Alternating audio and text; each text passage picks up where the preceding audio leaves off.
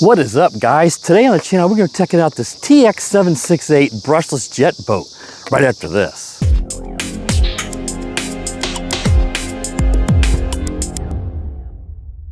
So real quick, let's go over everything you get with the packaging here. Now you can see this is called the Super Dyno, but the name for this boat is the TX768. It seems to be made by, the instruction says Tizen, or T-Y, then X-I-N.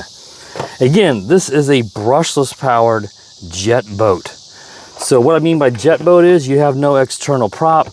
The water comes in through the bottom and it's ejected out the back. The propeller is up inside of here, but it is brushless, so it'll be pretty quick. Though they only rated at 30 kilometers per hour. These jet boats do tend to be a little bit slower, but they're a little safer too. You don't have to worry about any kind of protection. This will run with it out of the water because you don't have to worry about your fingers chopped up or anything by the propeller. Now, I do have some of it apart. I'll show you everything here in a second, but let's just show you underneath here so I can show you the brushless motor if I can get this out with one hand.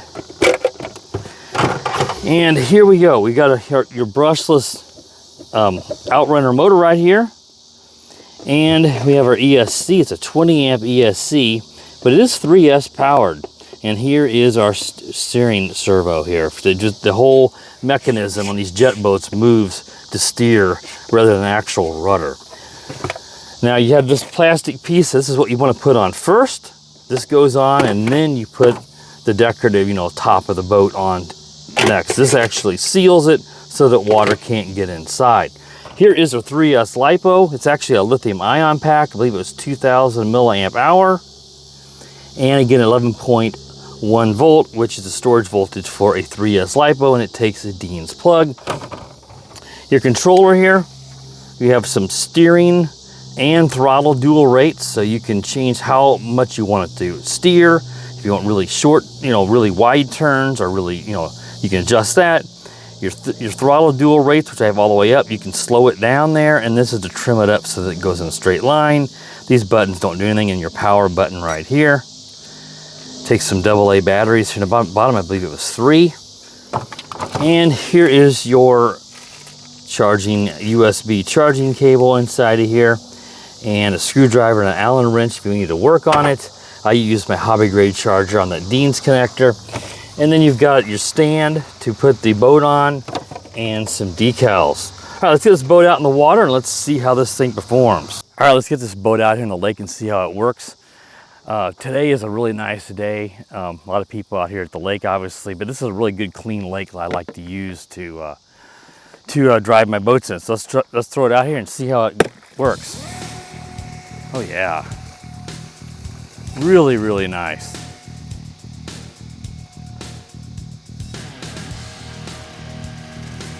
Really like these jet boats. I only had one before, and it was brushed. So this is the first brushless one that I have.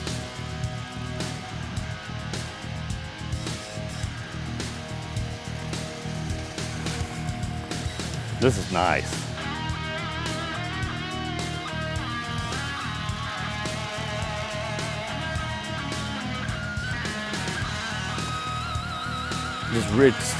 It turns on a dime, man. Look at that. Whoa.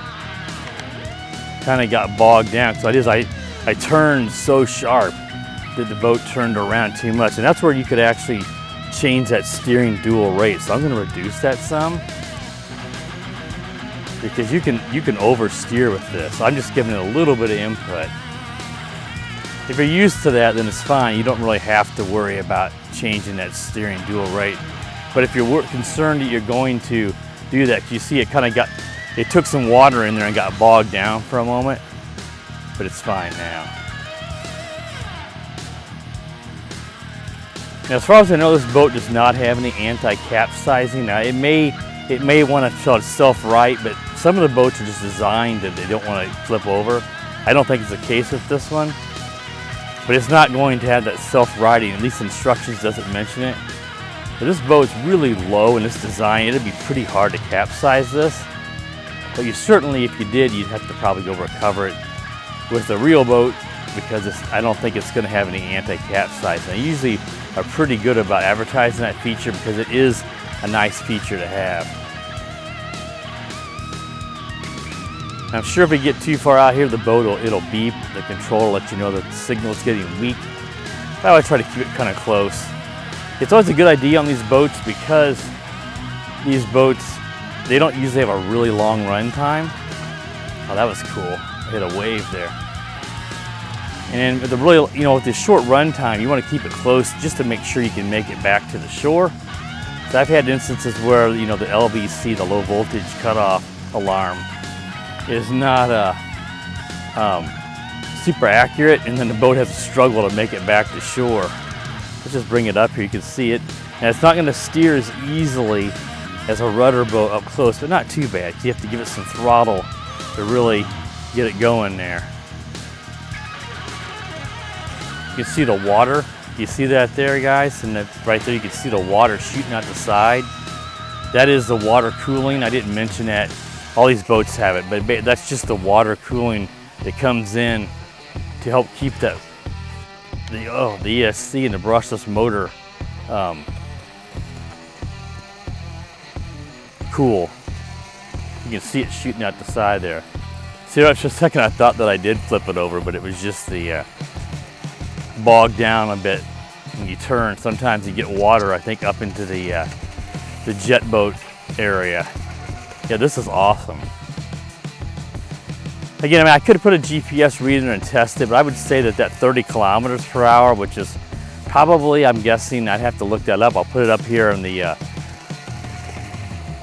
video and text what that is. But it's probably somewhere in that, 18 to 20 mile per hour, I'm guessing.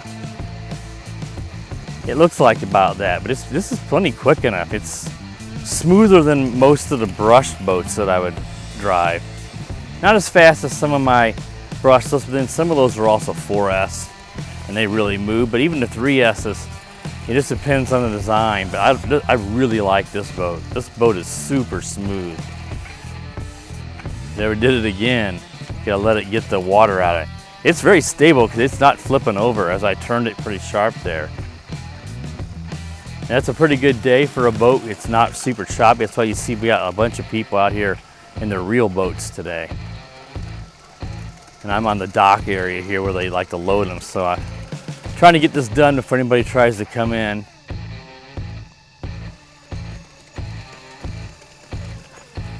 I'm gonna slow it down. Yeah, this is great.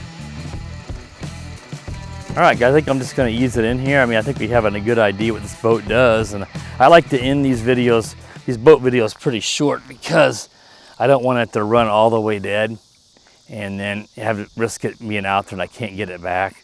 And this lake's great because I think they treat it where you don't have as much of this pond scum and algae, and it's a really good lake. Because the rudder boats, the boats with the external prop, those get moss and seaweed. This obviously could draw it in, but you have some protection here.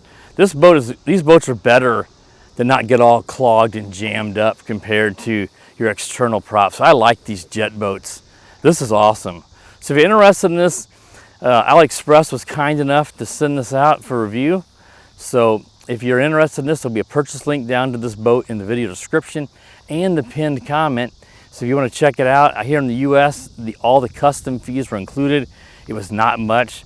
So you're not going to get slapped with a giant tariff ordering this boat here in the US.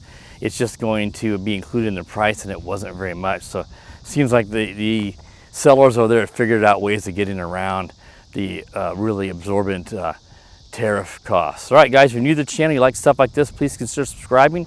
While you're at it, click the bell. That way you're notified when I upload new videos. And as always, guys, have an awesome day.